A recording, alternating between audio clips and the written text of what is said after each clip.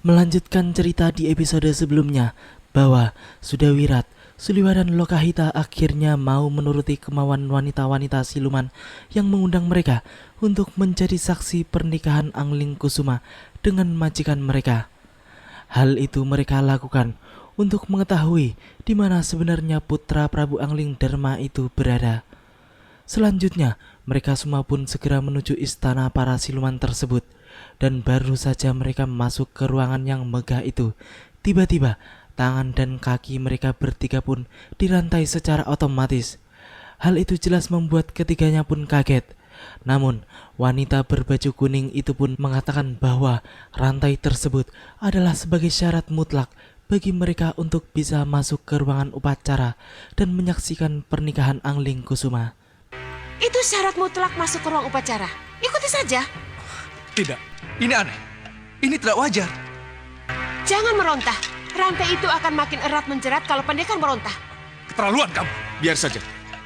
Kalau memang ini menjadi syarat untuk masuk ke ruang upacara, kita terima saja. Lagi-lagi Sudawirat pun yang melerai mereka, karena ia pun yakin jika jalan tersebutlah yang harus mereka tempuh untuk bisa menyelamatkan para putra. Dan setelah mereka masuk ke dalam ruangan upacara, mereka pun kembali dibelenggu oleh penjara yang tiba-tiba saja mengurung mereka bertiga. Di ruangan yang sangat besar itu, ternyata juga ada para putra yang telah dibelenggu dan akan menyaksikan upacara pernikahan tersebut. Suliwah yang hendak melakukan perlawanan pun harus tersengat sihir yang memang menyelimuti penjara mereka itu, sebab penjara tersebut juga telah diselimuti sihir yang sangat kuat. Melihat semua itu, Sudawirat pun mencoba untuk menenangkan Suliwah yang merasa telah dibohongi dan dipermainkan oleh para wanita-wanita siluman tersebut. Kalian hanya akan keluar dari sini setelah tugas kalian selesai. Tugas apa? Menjadi saksi perkawinan Pangeran Angling Kusuma dengan anakku Sakanti. Kalau begitu, baik. Mana Pangeran Angling Kusuma? Ia akan keluar bersama dengan pengantin wanitanya. Bawa kedua pengantin keluar. Ya, selanjutnya tampak Pangeran Angling Kusuma dan Putri Sakanti berjalan masuk ke ruangan itu dengan rantai yang membelenggu keduanya. Semua mata pun tertuju pada mereka berdua yang sebentar lagi akan menjadi pengantin walaupun tidak ditanggapkan dangdut. Melihat semua itu, Lokahita pun mengatakan bahwa ternyata rantai tersebut adalah bagian dari upacara perkawinan mereka. Kemudian, Ibu Sakanti pun mengatakan kepada Angling Kusuma bahwa 6 saksi pernikahan yang dibutuhkan sudah lengkap dan selanjutnya upacara pun dimulai. Bersiap-siaplah, sebab aku akan ambis bumi untuk membebaskan kalian. Ya, saya mengerti. Bersiap-siaplah. Raden Angling Kusuma akan membuat kejutan. Angling Kusuma pun ternyata dengan santainya telah merencanakan pelarian mereka dengan matang. Dan hal seperti itulah yang diharapkan oleh Sudawirat, bahwa mereka pasti punya peluang untuk lolos walaupun dalam keadaan terbelenggu seperti itu. Ketika Ibu Putri Sakanti menanyakan kepada Angling Kusuma tentang persetujuan menikahi putrinya, putra Angling Dharma itu pun mengatakan dengan tegas bahwa ia tidak mau menikah dengan Putri Sakanti. Hal itu jelas membuat mereka marah, dan di momen itulah Angling Kusuma beraksi dengan melepas rantai yang membelenggunya dan kemudian menyelamatkan yang lainnya dengan ilmu ambles bumi andalannya. Pangeran menghina anak saya dan upacara suci kami.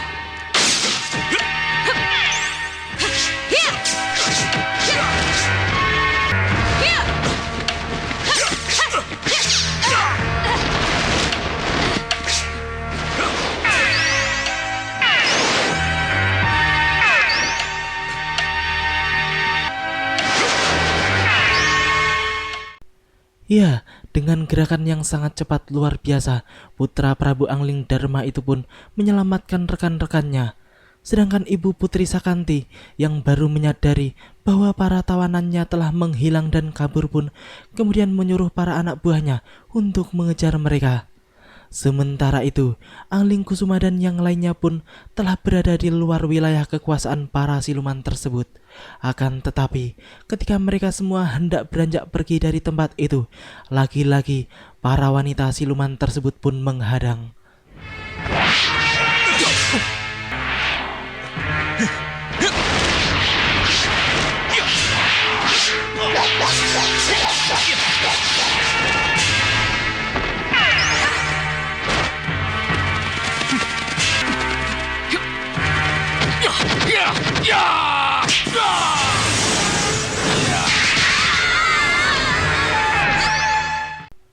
Akhirnya, rengkah Gunung Sudawirat pun mampu menghancurkan para prajurit siluman wanita tersebut.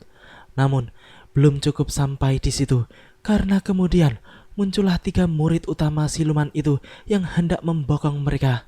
Akan tetapi, Angling Kusuma pun bergerak cepat menghalau serangan ketiganya, hingga akhirnya muncullah pimpinan mereka yang langsung turun tangan.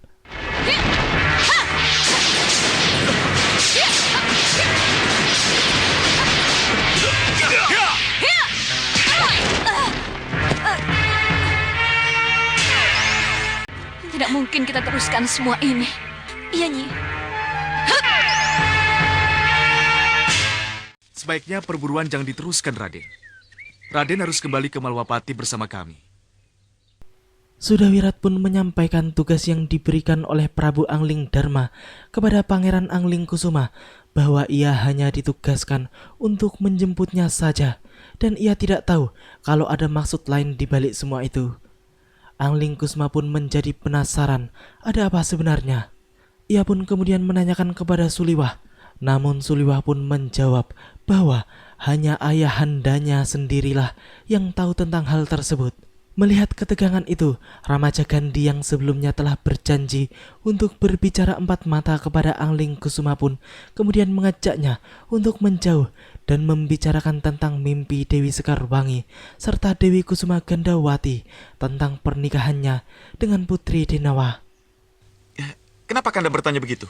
Ini ada hubungannya dengan mimpi Bibi Ratu dan Bunda Dewi yang saling berhubungan, Dinda. Menurut mimpi Bibi Ratu, Dinda telah menikah dengan Putri Denawa dan Dinda malu mengakuinya. Karena itulah, timbul bencana dan mertua raksasa Dinda menyalahkan Dinda. Setelah sehari sesudah mimpi Bibi Ratu itu, Bunda Dewi juga mimpi hal yang hampir serupa, Dinda. Walaupun Ramaja Gandhi telah dengan sangat hati-hati untuk menyampaikan hal tersebut, namun Angling Kusuma pun tampaknya tidak senang karena ia merasa bahwa semua seolah-olah memojokkannya. Ia pun lagi-lagi berpendapat bahwa mimpi hanyalah mimpi dan mimpi hanyalah bunga tidur. Putra Angling Dharma itu pun selalu menghindar jika Ramaja Gandhi ingin memastikan bahwa ia telah menikah dengan Putri Denawa. Mimpi tetap mimpi, Kanda. Mimpi tetap bunga tidur. Jadi, tidak ada perkawinan antara Dinda dengan Putri Denawa? Tidak. Saya tidak akan menjawab pertanyaan Kanda. Dinda!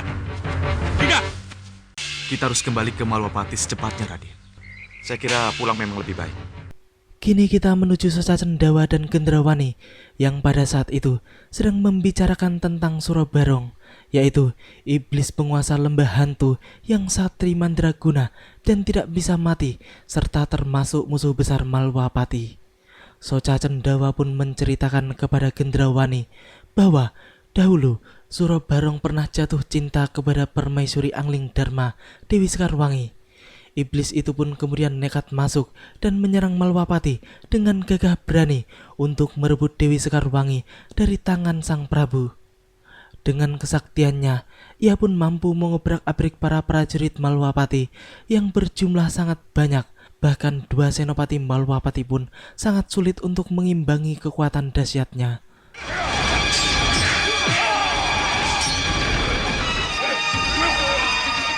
Benar-benar luar biasa Surabarong itu, Gusti Patih. Dia tidak mempersenjata. Dia tidak mempersenjata kalau kakinya masih menginjak tanah Senopati Dharma. Ayo, buat dia sini. Dan aku akan menjeratnya dengan tambang. Baik, Gusti.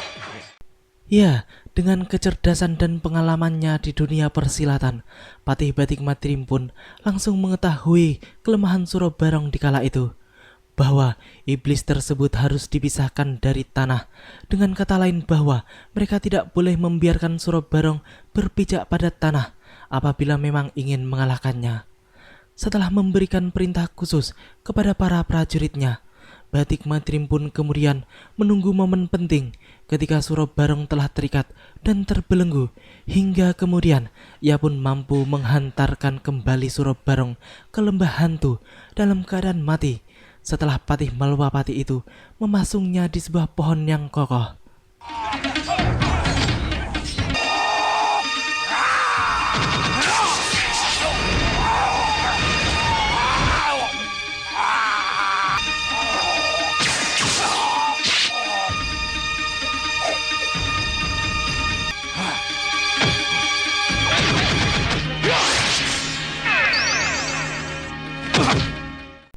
Selanjutnya, Soca Cendawa pun menjelaskan kepada putrinya bahwa sampai saat ini jasad Suro Barong pun masih utuh dan masih terpasung pada pohon tersebut di lembah hantu.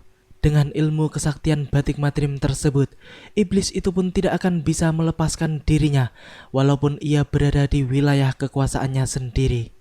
Akan tetapi, kini Soca Cendawa pun berencana akan melepaskan Suro Barong dari belenggu Patih Batik Madrim itu, yang kemudian ia pun akan menghidupkannya kembali, serta akan menjadikannya senjata untuk menghancurkan Malwapati. Akan kita hidupkan dia, Gendrawani. Bopo akan masuk bersamanya ke Malwapati. Tapi Patih Batik Madrim akan kembali mengalahkannya, Bopo. Tidak. Kukira tidak setelah dia jadi hantu.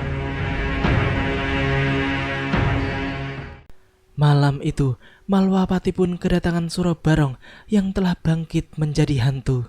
Batik Madrim pun menyambutnya kembali dengan rasa percaya diri bahwa ia akan bisa mengalahkan iblis tersebut kembali. 3 senopatinya pun kini telah menghadapi manusia hantu tersebut. Namun, dalam waktu singkat, Suro Barong pun mampu mengalahkan mereka bertiga, karena kini kekuatan Suro Barong pun menjadi berlipat-lipat setelah dibangkitkan kembali. Batik Madrim yang melihat semua itu pun segera turun tangan.